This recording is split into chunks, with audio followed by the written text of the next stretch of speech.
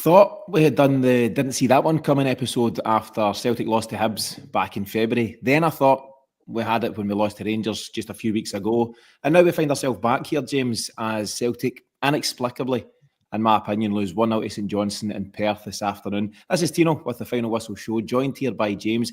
James, a lot of angry folk out there, and I think people are absolutely entitled to be angry after this one. Your initial response to today's loss? Yeah, I mean, if you consistently don't see it coming, then maybe you're the problem, you know. But it is, you don't see that coming against a team rock bottom of the league. What that does give you, pre-split at least, is a team that's fighting for their lives. And, a decent-ish manager, I think, caught it quite late. He set them up right. And they really wanted it. And we just put in the towels are already in the sunbeds. I'm planning my summer holidays. The league will happen. But we can take that attitude. Players absolutely cannot. I genuinely don't think the manager has.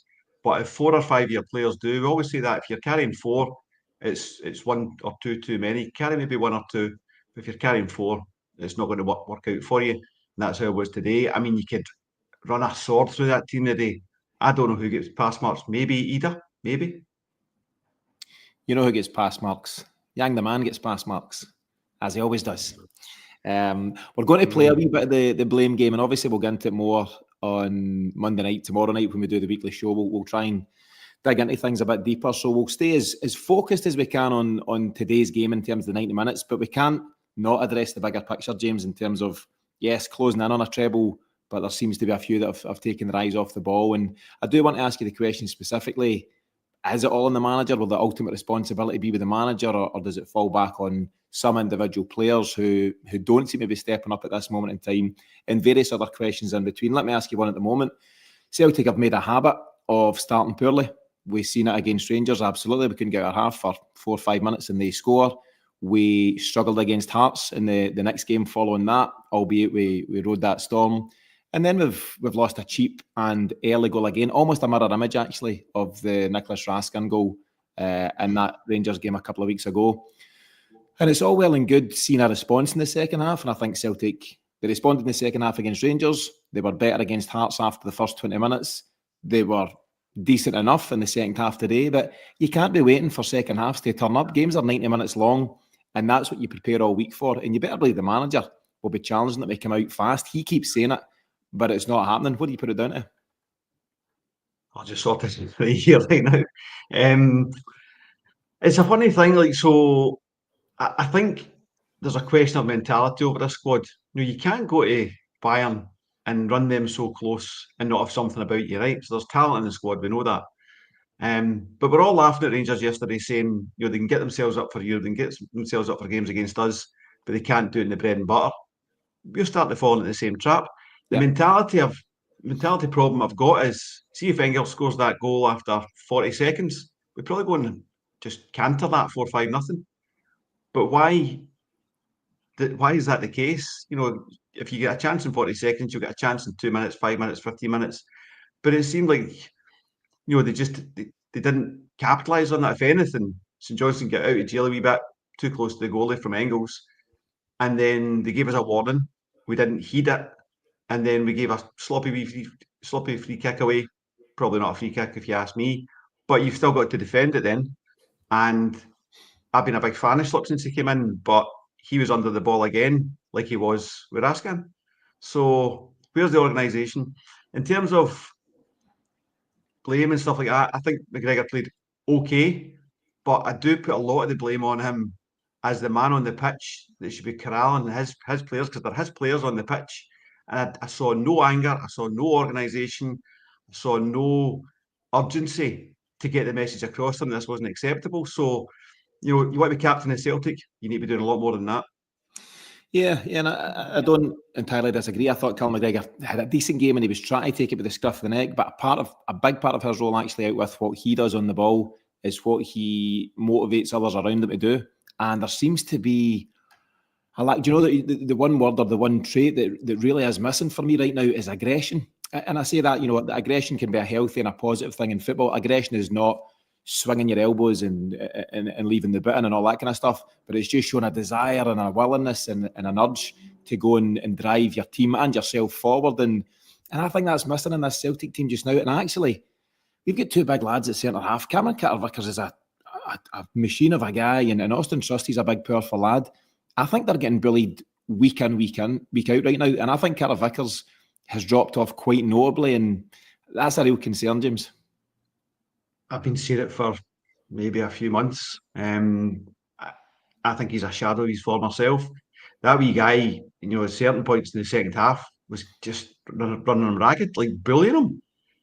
And it's more about CCV's positioning was wrong to start with, so he's then getting into a tussle that he shouldn't be in the first place. Trusty, there's no point talking about it. He's not it.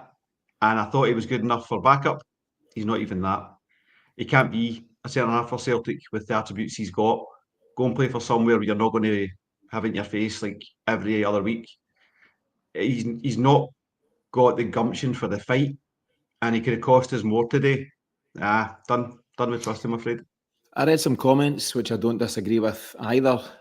And there have been some mad comments after the game, by the way. Maybe we'll get to some of them because it's okay and it's understandable and it's probably right to be angry after a result like that. But there's some, in my opinion, wild takes beyond that about who needs to go, including the manager and various others. Mad to be talking about a manager needing to go when he's on the verge of a treble. But that doesn't mean that there's things that couldn't and shouldn't be improved from his side as well as everyone else. But Trusty, the comments I read about Trusty were that he's had some good games in Europe and he seems to stand out and do well in Europe, but not the domestic stuff.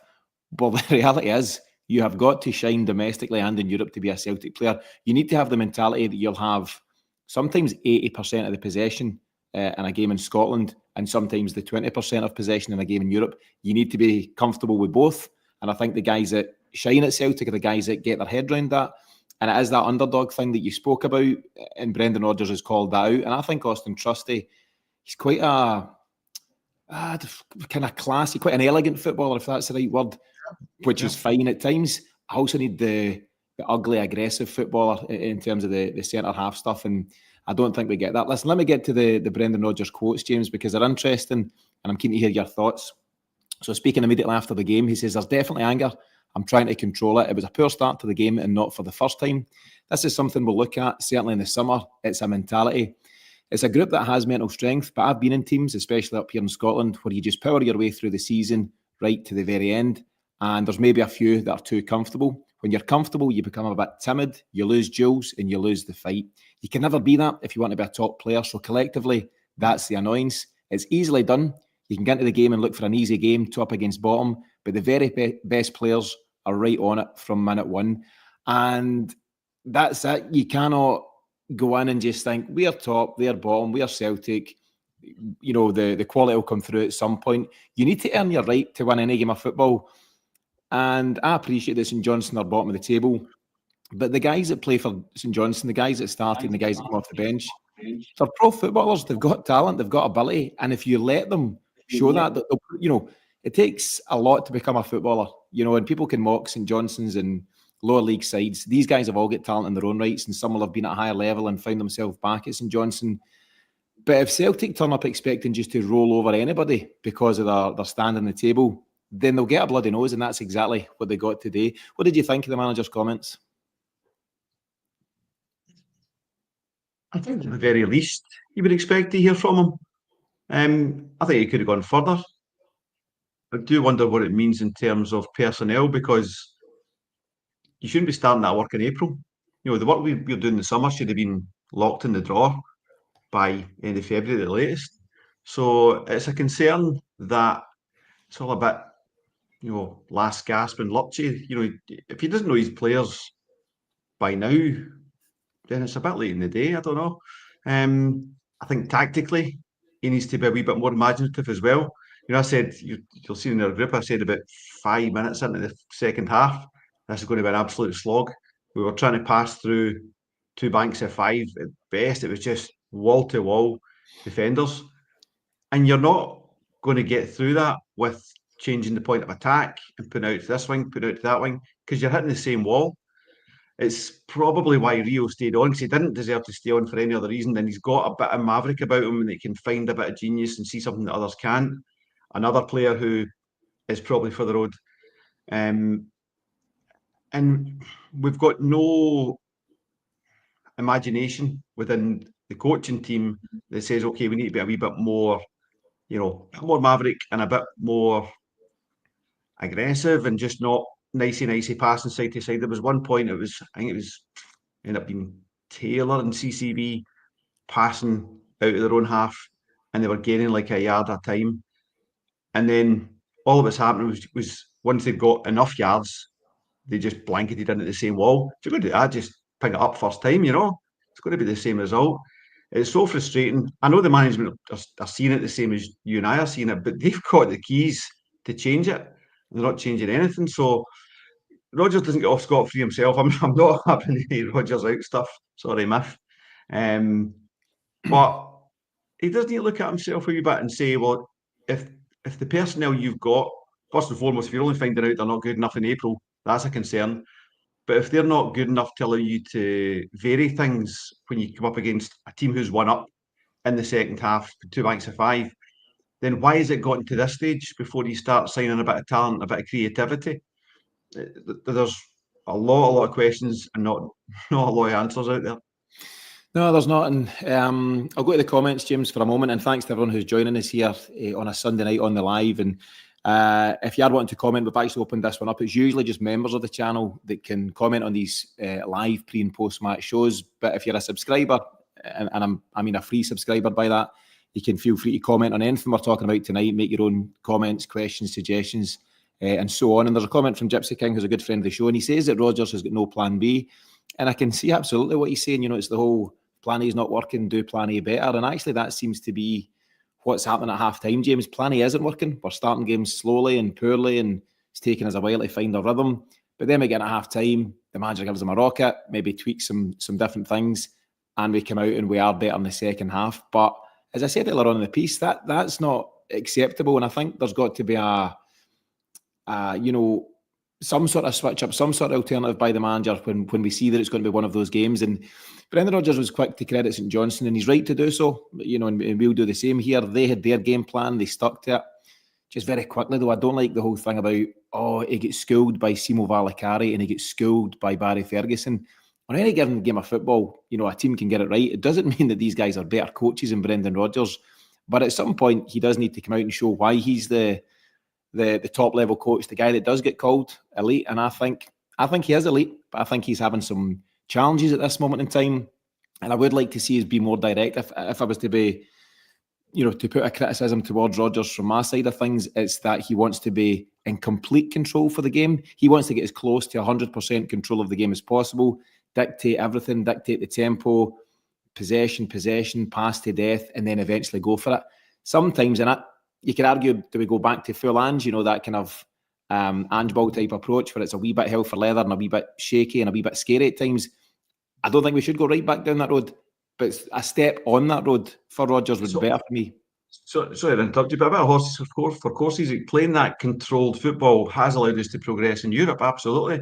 But there has to be a wee bit of, malleability in that when you see the opposition is what it is in St Johnstone, but it's so rigid as if you're setting up to patiently attack Bayern Munich and you're not playing Bayern Munich. Sorry to interrupt you, but I just think we need that variety. That's all right, no problem. Comment from Green Smoke, and he says that Rodgers' football style is like Groundhog Day, which just gives me a shameless excuse, James, to talk about meeting Bill Murray last week. I'm going to get into it maybe tomorrow on the show, but I met Bill Murray in London last week and I was absolutely buzzing. Don't know if he's into football at all, don't know if he's related to David Murray, but I caught him last week for anyone that cares about that kind of thing. Complete segue, we'll go back to St Johnstone. But yeah, it's this kind of approach, James, where I would like to see us be more direct. There's a whole thing, reading a lot of comments, in the few hours now that have passed since the final whistle, and the thing about if Carter Vickers has got the ball and Celtic want to get it out the left-hand side, which would eventually end up at Jota, it's got to go from Carter Vickers to Trusty to Schlupp to Jota. And we seem to be missing this thing, which Ange did promote. Can Carter Vickers get the ball whipped out early to maybe out to Schlupp first time pass, or even directly from Carter Vickers to Jota? Or can Carter Vickers miss out Alistair Johnson and go right to Nicholas Kuhn? We're not seeing enough of it, so it's so slow and it's so predictable, and I don't know, maybe we are becoming too easy to play against, because whether you're Simo Valicari at the bottom of the league or anyone else, you'll be doing your homework. You'll be watching what Celtic do, and we do the same thing week in, week out. What you do have at the top end of the park is some maverick stuff. When it gets to Jota, when it gets to Daiz Maeda, sometimes when it gets to Nicholas Kuhn, and we'll touch on him, I'm sure. But that aside, the build-up is pretty pedestrian and pretty easy to work out, and maybe that's one of our biggest failings. Yeah, I mean, if you're the defending team, you don't need to heavily press the second guy, you just press the first guy. So if Carter Vickers is there and the first guy is Alistair Johnson, just press him because you know it's not going to Kuhn, and likewise going back the other way. I think we make ourselves too predictable, and it's getting predictable results is the problem. What we 11 points out of 24? I mean, that is shocking for Celtic. Shocking. Yeah, there's plenty of points been left on the table. The form guide just now, or the short-term form guide, so in Celtic's last 6 league games, played 6, won 3, lost 3. That is just unacceptable, no matter what way you want to dress up. And I remember not long ago, we were talking about Celtic's 2024 form guide, the calendar year 2024. And did we lose 2 games? Something like that. It was Borussia Dortmund and it was Hearts, I think, in the calendar year. This year, and I need to double check this, I think we've lost 7 times, 6 or 7 times, and you can include obviously Villa in that, and Bayern Munich in the first leg at Celtic Park. Rangers twice, all this. There's more losses racking up. And when it does become a pattern, now I'm not one to get excited or concerned if you lose one-off games. These aren't one-offs now. In the last 6 games, there's 3 of them. And I think Celtic will still win the treble. I'm not actually overly worried about that, but I'm worried about a pattern emerging with this current group of players, which might cause us trouble if we ask them to go again in next season. Yeah, at one point, I think it was last year, they were getting called mentality monsters. I'm just not seeing that, and you've only maybe changed a couple of personnel within that, and it should have been improvements. O'Reilly, Engels, Kuhn coming into form, these kind of things. But that's Kuhn for like maybe Jamesy and stuff. So you should be saying, well, we should be stronger, not weaker. And it's not been the case. I mean, Kuhn is a guy that's checked out. He's a glaring problem. But like someone just said in the comments, Yang to start. You'll not find any resistance from you on that. But just on form and attitude, Yang should be starting. If Kuhn's going to turn up, and then as soon as he gets a halfway strong challenge from his left back, he's like, nah, not today, and he chucks it. He had a couple of kind of efforts ghosting in, held on to it too long when he should have shot, passed when he shouldn't have passed. All the decision making, everything was wrong. He just strikes you as a guy whose agent said, I've got you moving the summer, don't do anything crazy. Yeah, I don't know. I really don't know. I defended him last week because I thought he looked more at himself, more like himself against Hearts, but then he turns in that performance today. It's not the first time Nicholas Kuhn's been hooked at half-time, and in the modern game, see when you get pulled at half-time, tells your manager's particularly unhappy with you. The standard is almost like, okay, it's been a poor half, we'll give you 10, 15 in the second half to try and get it back together. Getting pulled off at half-time is a snub. It's a statement by the manager, and it's happened a couple of times already to Nicholas Kuhn, and whether his head's been turned or whether he's had a dip in form and he's a young-ish player or whatever it might be, it needs to be addressed, and either the player himself needs to do something about it, or the manager who ultimately makes the decisions and calls the shots needs to take him out the firing line. There's a comment from Badger here who says he'd be dropping Alistair Johnson for Tony Ralston, Rio Hatate for Paulo Bernardo, and Nicholas Kuhn for Yang. And I think you can see on principle where he's at. I think Alistair Johnson is a better player than Ralston. I think Hatate on his day is a top player and at the moment better than Bernardo. And I think Nicholas Kuhn at full pelt is better than Yang at full pelt. But at the moment, that's not where they are. And that's how football works. And you've got to be careful when you manage your dressing room. I think the job at Celtic is never to manage the 11 to start. It's how you motivate and manage the guys that aren't starting. And I think what you do have is 3 hungry players in Ralston, Bernardo and Yang. And I think they would come in at this moment in time and do a better job than the guys that are currently on the shot. The only one I'd maybe pause on is Alistair Johnson, because I'd like to see for a game or two at least how he performs with a performing right winger. A lot of his form can be down to how bad Kuhn is. If he's not getting any outlets, then he's kind of breaking with the ball and Kuhn's hiding, he's tucking in behind a guy, he's not getting the balls to Johnson when he overlaps. But at the same time, huge Ralston fan. So just for the enthusiasm, and I don't mean just a fan with no talent. Tony Ralston's a talented player, but the enthusiasm, the drive, the determination he gives you, I don't think Johnson really lacks that. But maybe he's just played a lot of football and it's time for a break anyway. But that's only one question. Hatate out for Bernardo and just punt him in the summer. The inconsistency, you can't work with inconsistency. Nobody in any level of any sport, any business, any part of your life can you work with inconsistency like that. It's not even it's on when he wants to turn it on. I think he's like, saying, "I'll play well today or no play well tomorrow." It's just where he's at as a person. I think he just sometimes he's able to do it, sometimes he isn't. I don't think there's anything, snide about it, but you can't work with that. So it's a gone for me. Couldn't we've already covered Yang should be in yet.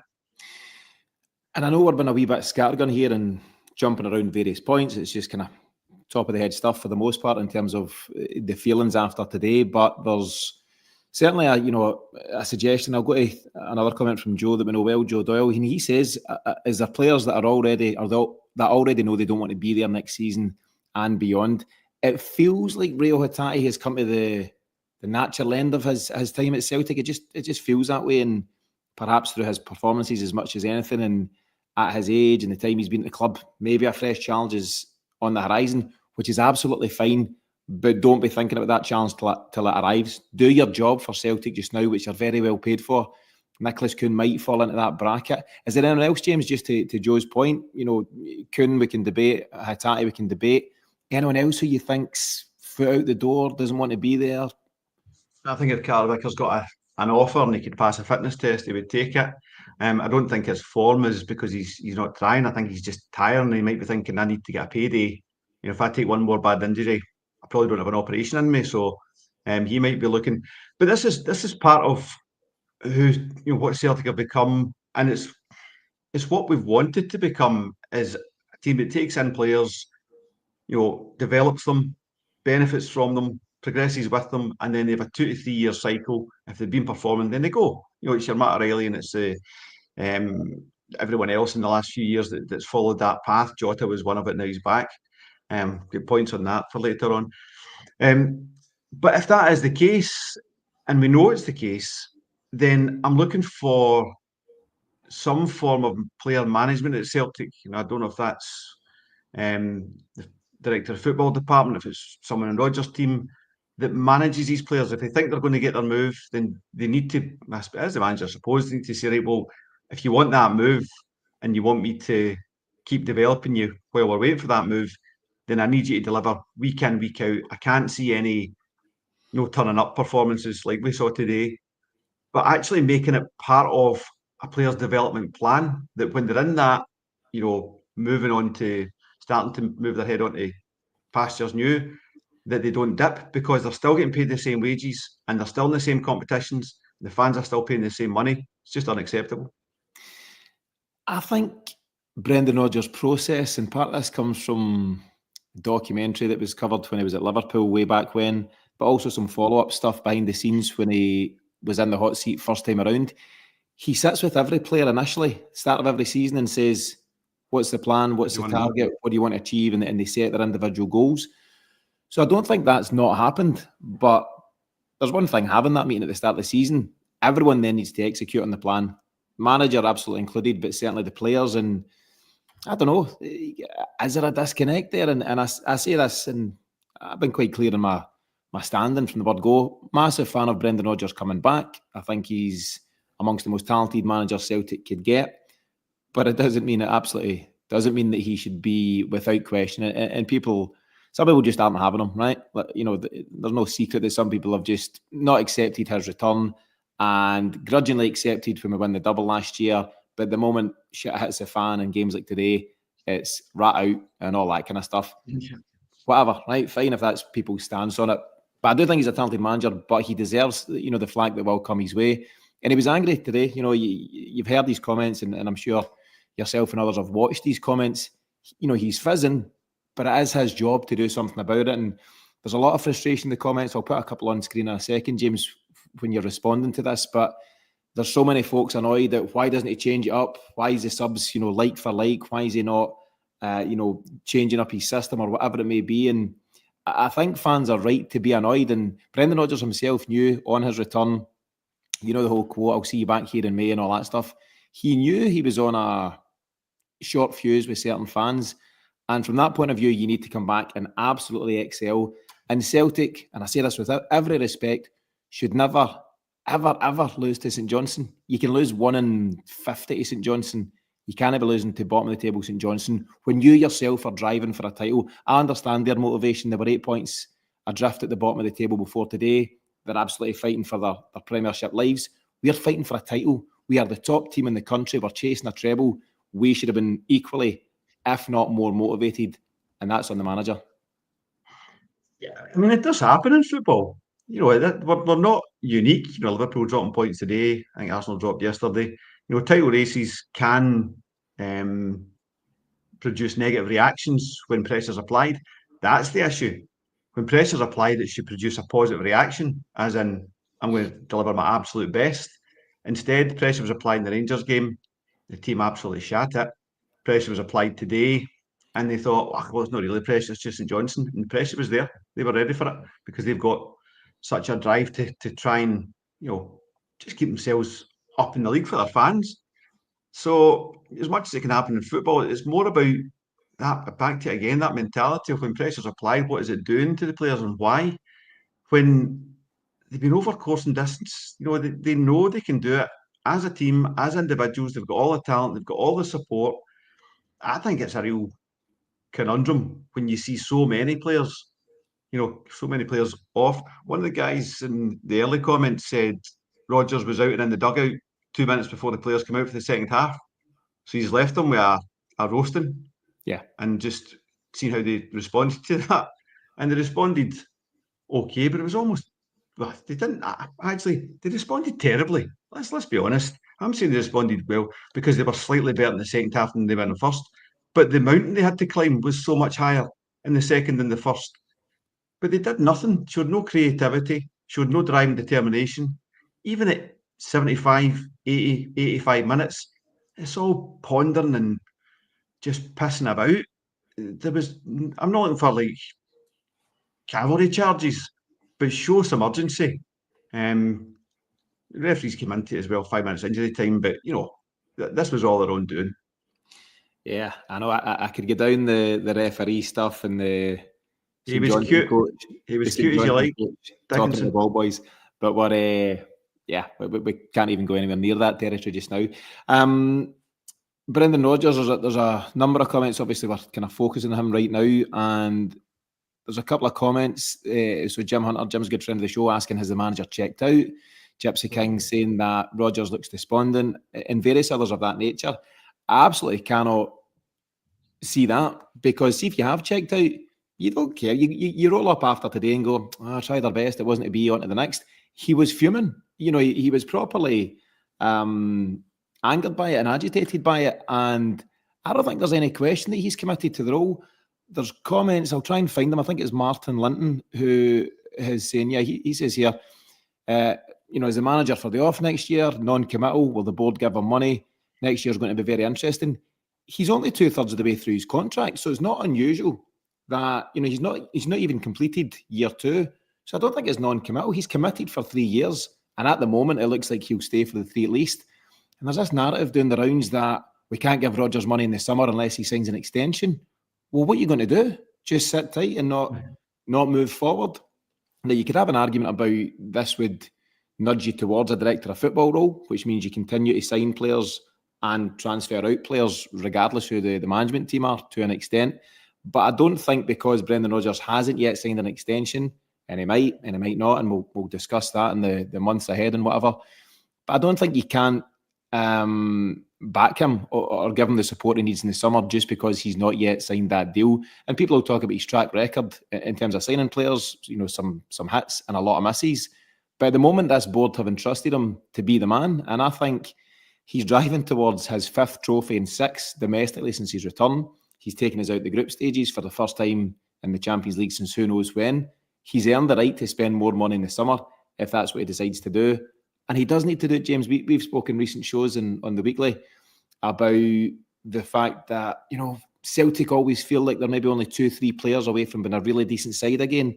All of a sudden, that 2-3 feels like 5-6, and sometimes that's knee-jerk, in the back of a result like today. I think there's signs across the board that 4-5-6 might be more realistic. Yeah, I think it's that. I think it probably is 6. And you've also got to be thinking about your captain for the future in terms of his role. So you need to be signing someone that isn't necessarily going to deliver, but can start to take on the responsibility from Carmack over the next 2 years or so. But you need immediate improvements as well. It's funny, like, I would say he'd absolutely get past marks, should have been on earlier, should maybe have started. But I mean, there was folk even in our chat group saying, they were kind of judging Rodgers for starting players after he turned in a bad performance, Dyser included. And it's like, the form he was in, of course he was going to start up front, right? See, every single one of us would have picked that. They were showing his stats before the game kicked off. But it just showed that on the day he'd have come on, he was hungry, he was physical. He was probably trying to do too much, getting pulled out wide, putting balls in. Jamesy turned in a Jamesy performance for the ages. He's always played within himself for me, and getting into good positions and burying it in the goalkeeper's arms is a hallmark. Sadly, I'd love for him to have got that 16th in a row goal today or any time, but very frustrating. So yeah, there's an awful lot of work to do. You get Tierney coming in, so there's a bit of solidity there, but I think Johnson will be fine. But your centre halves, I think you're looking at rebuilding the spine of this team over the next 3 transfer windows. That is a job. Sure is, and I think your 2 centre halves and the succession to Callum McGregor, because as agreed, that's something the club need to be working on. That is a really key part of your team. You've got a goalkeeper in Kasper Schmeichel who's been excellent, but he's 37, 38. Sinisalo may be the guy moving forward, and we need to wait a wee bit on that. But that is your spine, and then is Maeda really your number 9? Is he your winger / number? I don't know. But there's a middle channel. Someone else referenced it early in the piece, and I think it's valid to a point. It's 20 odd years ago, but it's valid. He referenced Martin O'Neill's when he took over June 2000. First thing he done was get real big, solid performers in. He took a wee bit of time to get Lenny in, but he had big centre halves, he had big strikers and Sutton, and then John Hartson. The one thing he didn't get right actually was the goalie. But he had big, powerful guys, and then he had flair around that and on the on the edges of that. And I know the game has changed, the game has evolved in those times, but some principles remain. And big, powerful athletes, certainly in this Champions League era as well, actually, they're everywhere. All the good sides have big physical specimens, and I think Celtic are lacking there. And yeah, it could be part of the big challenge in the summer. There's a comment which I think is interesting from Marzano, who says, usual hysterical response, 26 shots, 9 on target, 4-0 any other day. But it wasn't. Ifs and buts, if you're anti and all that kind of stuff. So we didn't get those goals, that might have come in another day. And as I said earlier on in the piece, if that was a one-off, if this was Celtic's first loss of the calendar year, or maybe even the second or third, it's our 3rd loss in 6 games. So to the point, Marzano, when it becomes a pattern, that's when it does become okay to be concerned about it. And it's not, I think if you follow us in terms of what we do and how we generally respond to things with Celtic, we're not hugely knee-jerk. It's not really our style. We kind of set out our stall early in terms of where we're at with things, and we always try and look at the bigger picture. But when it does become a pattern, that's when it becomes a concern. And as I say, from my point of view personally, I think Celtic do go and win the treble. But looking at the bigger picture, the time when you start building for next season is right now, as you go into the closing weeks of the current season. And I think that's where the concerns are setting in. Just to bring things back to reality, James, we spoke about Celtic's form guide, 3 losses and 6 and whatever else. But there are other tables doing the round. I've seen a table on Twitter, Celtic's last 6 games, Celtic's last 15, the home form table, the away form table. The only table that matters is the one that says played 32 and currently 13 points clear. And there's lots that go on behind that and before that. And I also hate this whole thing about we're lucky Rangers are so poor and we're lucky we banked all those points earlier on in the season. We're not lucky that happened. That happened because Celtic were good enough at that time to build the league. And the team that wins over 38 games is always the team that deserves to win the title. So the table that tells you played 32 and top by 13 is the correct one, but you can understand why people are looking for the stories and the patterns that I spoke about in the games in between.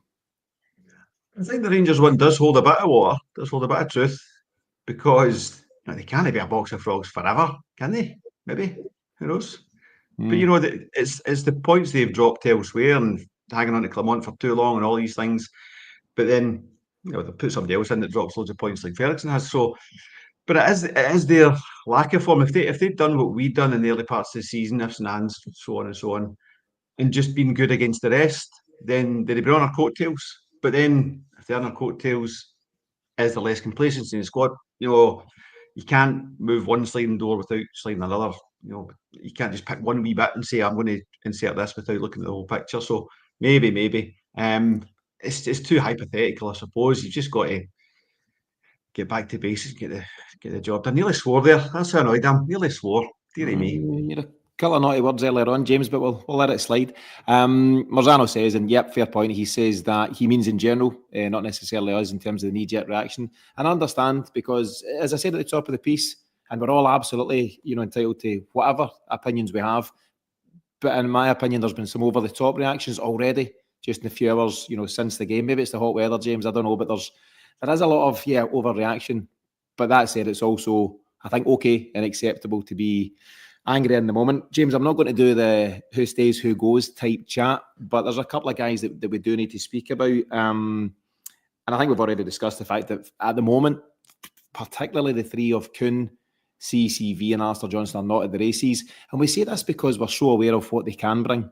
They're guys who have played a huge part in the success of the season so far, and it has been and it will be a successful season. Kuhn was on fire. He had a brilliant start to the campaign. He scored the big goal against Bayern Munich. CCV was looking good early bells. Alistair Johnston at times has been phenomenal for Celtic, but they've dipped, and they've dipped notably.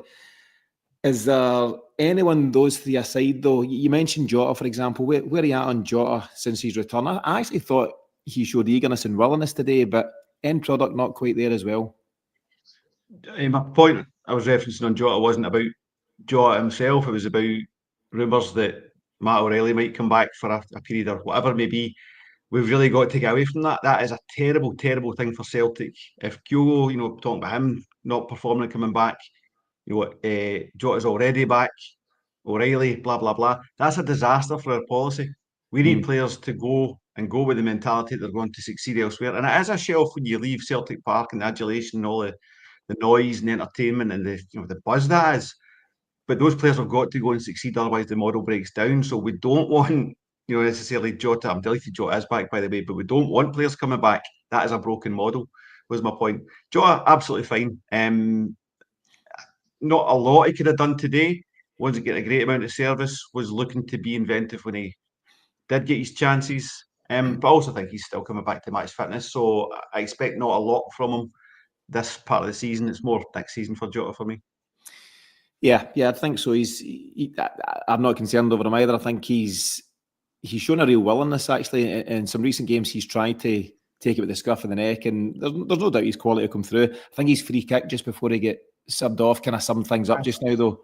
Trying and eager, but just not quite on point at the moment. There was the interesting stat, just while it pops back into my head, that it was around about 70 minutes on the clock, and Celtic hadn't had a shot on target since 30 minutes on the clock. You've gone 40 minutes there against St Johnstone. You shouldn't really go 40 minutes against anybody. You've gone 40 minutes. What I'm saying about the second half was better. No. And there are moments in the second half that huge chance for James Forrest. I thought Yang was genuinely one of the few players showing positive intent. Every time Yang got the ball, he was looking to go forward. He actually got some of the rough treatment, and after he got his heavy knock, I think he hurt his arm or his shoulder, he dipped a wee bit. And I don't think anyone's not trying, but you've got to be motivated and on it from the start. And I thought he did. I thought he came in and done well, but then he gets a start and doesn't do so well. There's all these things going on. Whereas the consistency, and maybe it's summed up, as you said earlier on, by Reo Hatate, consistently inconsistent. That's the thing. And Celtic can't afford, no team actually can afford anyone who's sometimes on it and sometimes not. You can't build on that. You can't rely on that. And I think that must be the cause of real frustration for Brendan Rodgers, because he'll see Reo Hatate in training and think, this kid's got it. He's got all the talent. He played a through ball. He was having a sketchy game, made some crazy shots over the bar, and that was a separate cause of frustration. Our shooting from the edge of the box was woeful. But then at one point, after Adamida comes on, Hatate played a great through ball in that left channel to him. Yeah. And Ray Hatate is one of the few guys in the team that can do that, which is all the more frustrating because he's got it and doesn't show it consistently. James, we're going to kind of close out quite soon, and I apologise to an extent that we've not actually covered much of the individual points of the game. But as I say, on a day like today and now a night like tonight, you do want to look at some of the reasons why, and there'll be smarter football guys than us that will be struggling to find the answers. But that is the burning question, and let's kind of try and close out on that. Why, when this morning Celtic were 2 games from the title, why can this group of players not motivate accordingly? What do you put it down to? Not an easy question, I know. Yeah, I think complacency is part of it, and that's a human reaction. I think the number of games played is also a part. It seemed to be the team put absolutely everything into continuing the form in the league whilst really pushing themselves in the Champions League. They got to that apex against Bayern Munich, and genuinely I wasn't overly devastated when they scored the last minute goal, and that's quite a strange emotion. I was just pleased, proud that they got that far. But as a player, that must be a hit. We've not come back since. We've not kicked a ball since then. We've huffed and puffed even the games we've won. So all your energy's gone into that. It's gone well, but you had a chance that it could have gone even better, and then it gets taken away from you at the last minute. So the mentality's taken a dip from that. That's my best guess, because this is a talented team, a talented manager, talented coaches, played a lot of football, putting off a lot in the Champions League, and it just didn't quite go their way. Yeah, and I think I quoted Brendan Rodgers very early on in the piece, and he said, absolutely, that it is down to the mentality, and that's been the challenge, and he's seen it. He's managed a team of invincibles who, long after the league was done and dusted in that first campaign, kept going and found this relentless edge and set new targets for themselves. We've already won the league. How long can we stretch our unbeaten record for? And I think it went to 68, 69 games, for example. They've done the treble, and obviously that was the start of the quadruple treble years. James, there's been a wee bit of pushback on one of your comments. I'm quite keen to discuss it. So it's from JP. I know JP fairly well. JP himself is part of a different podcast, and he says, how can bringing quality to the squad be a bad thing? KT, Jota, O'Reilly, or anyone in that mould, do they enhance your team? Have I heard James right there? Bringing players back who are quality is bad for Celtic. He's heard a few betters, but that's right up there. And I'll chip in first of all, and I can see to an extent where JP's coming from, but there's different reasons and different motivators, and motivation is the big thing for me. Kieran Tierney's had a shift at Arsenal where things haven't worked out as he wanted to. He can be proud of what he's achieved, but his body has dictated that he's not going higher than Arsenal, and he's coming back to a place he's got huge passion for, and Celtic are just very fortunate to benefit from that. Jota made the wrong move. Jota moved to Saudi and then to France and fell out of love with football. He's come back here to a place where he's motivated once again to really turn it on. Matt O'Reilly isn't coming back to Celtic ever. He has gone, and he's got his ambitions, and he's made his £25 million move, and he'll see his future elsewhere. I've seen the Christopher Ayer rumours. I don't see him coming back, and nor should we want that. And if Celtic's scouting operation under Paul Tisdale is, have you checked those guys out? We're going nowhere. Victor Wanyama didn't get off the bench for Dunfermline. Maybe we should just bring him back as well.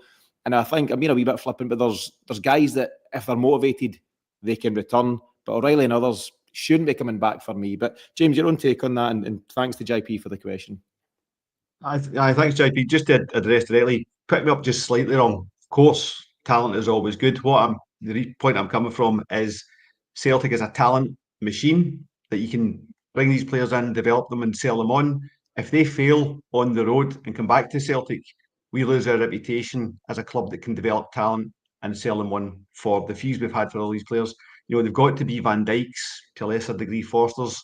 They've got to be players that go on and do well. Of course, no one doesn't want talent at Celtic. I would never, ever say that. What I'm saying is our model breaks down, and if we're unable to sell players, then we're not going to be able to progress in the Champions League and keep developing as a club. It's a really, really crucial part of our model. So that's where I'm coming from with that. Yeah, absolutely. And Celtic's trading model's huge, and there's lots that needs to go into that, and there's lots that needs to happen for teams to pay 25 million for O'Reillys and KTs and 10 million for Kyogo at 30 years of age, and the various other big sales that we've had over the years. And there's just a final interesting comment from Martin Linton, who says that the nature of the Scottish Premiership, at least, is that guys get bored after a year or two and the teams does need refreshed. And I think that's valid, and I think that motivation factor that I mentioned, James, is the thing. I think we loosely agreed in our opinion that it's a kind of 2 to 2.5 year cycle. Matt O'Reilly was a perfect example of actually. Come here, do well domestically, be one of the top players in the country, hit the dizzy heights of the Champions League, show that you're capable at that level, and you get your big move, Celtic get a payday, and everyone wins out of that. But I think, and I can understand, you want these guys to stay forever, and Celtic are a better side if Matt O'Reilly had stayed in it. But you've got to understand our position and where Celtic's trading model is and where it's at. And that's why guys move on and so on and so forth. James, we've covered a lot. Don't know if we've answered any questions. Come on with best intentions, but there's been a lot to go through. And thanks, first and foremost to the various comments. They make a huge difference to a show like this. And it's great to hear everyone's opinions. We're not always going to agree. That's not what it's about. But it's great to hear the varying opinions. And thanks for everyone that's chipped in on the night. James, as I say, we'll be back tomorrow night, Monday night, with the weekly show. And we'll catch various other questions in a bit of detail. But for now, your final thoughts on Celtic's loss in Perth? Well, I feel better. Get off my chest anyway. And that's just that. Like, it's going to happen. What's really annoying is, good friend of ours, Brian Bradley, we're all making the plans for next Saturday. It's going to be here after the game, and then after that, blah, blah, blah. That's all gone now. Whole thing's finished. So Saturday round, Glasgow City Council probably delighted. We'll get an away game in our first of the split. It'll be done on a Sunday at 12:30. Somewhere up north. So it will happen. And it's a good opportunity then for the squad to just regroup, drive in on that. We've got a wee bit of an edge now against St Johnstone in the semi. You've got to go and show what you should have shown today, and then push on to the final, get the treble, and then it's over to the good doctor to show us what he's made of in the summer. Yeah, the football doctor, Paul Tisdale, has got work to be done. And I think it's okay not to judge him on the recent couple of windows, not really long enough in the door to affect what's going on in January there. He's long enough in now. And the real test for Paul Tisdale comes in the summer. And you've said there, you've mentioned the cup game against St Johnstone. So that lands on the 20th of April, 2 weeks today, I think, Sunday, 20th of April. And what we have seen from Celtic historically under Brendan Rodgers is a response to things. I think back to the 2-2 draw with Aberdeen early in the season. They were flying high. They've drawn to each at Celtic Park, and he was really annoyed at that one. And we responded by winning 6-0 in the League Cup final. And there's other examples, absolutely. Hearts last week. Yeah, other examples throughout his tenure. But we can't keep responding. I'm saying we always get a response, but that you want that to be a thing that happens maybe first. Yeah. You want it to happen maybe a couple of times a season. As I say, there's this slight concern, but a concern all the same that this short sample group pattern has started to emerge over these last 6 league games alone. But there's lots at play, James, and I think I back Brendan Rodgers, I really do, and I've criticised him at times tonight, and I'll continue to do so. But I think he is the best man for the job at Celtic, and I back him to get it right. I back him and this group of players to win the treble. But I also want to see a response from the top down, from the manager, right through the various individuals, including the guys that have been great. Callum McGregor's been a steady Eddie, and Dies Maidis had a brilliant season. But Celtic players, whoever they are, you cannot pick and choose when you turn up. And it felt a wee bit like that's what happened today. There's maybe a wee bit of we turn up, we beat St Johnstone, don't worry about it. And as I said before, you need to give anybody you're up against the utmost respect. Otherwise, you can end up with a bloody nose. And that's what we've seen today. James, thanks for taking some time out on a Sunday night. As I say, thanks to everyone for the various comments, the brilliant comments. It's really appreciated. If you want to continue to support the Celtic Exchange throughout this season, check out the link in the show notes for different ways you can do so. As mentioned, we'll be back tomorrow night, Monday night, with the Celtic Exchange Weekly. Remember, that is only available initially to members on a Monday night before general release on a Tuesday. So click that link in the show notes to see how you can get involved tomorrow. But in the meantime, have a brilliant Sunday, or as good a Sunday as you can have after Celtic losing Perth. We'll see you all again really soon.